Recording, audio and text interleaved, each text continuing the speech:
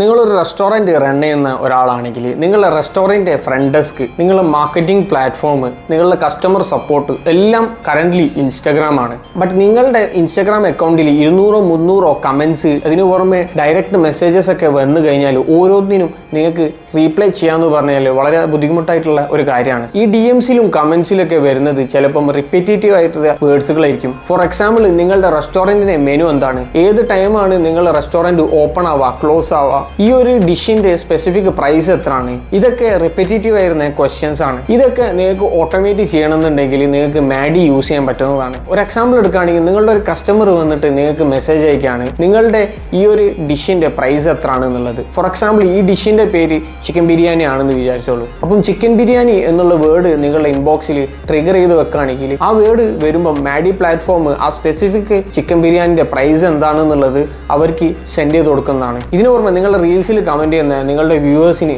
Specific ആയിട്ടുള്ള coupon code share ചെയ്യണമെന്നുണ്ടെങ്കിലും നിങ്ങൾക്ക് Madey platform use ചെയ്യാൻ പറ്റുന്നതാണ്. മാഡിയിൽ നിങ്ങൾക്ക് ഫ്രീ ഓഫ് കോസ്റ്റ് ആയിട്ട് സൈനപ്പ് ചെയ്യണമെന്നുണ്ടെങ്കിൽ കമൻറ്റ് ചെയ്ത് കഴിഞ്ഞാൽ സൈനപ്പ് ചെയ്യാനുള്ള ലിങ്ക് ഞാൻ നിങ്ങൾക്ക് ഷെയർ ചെയ്ത് തരാം. Thank you.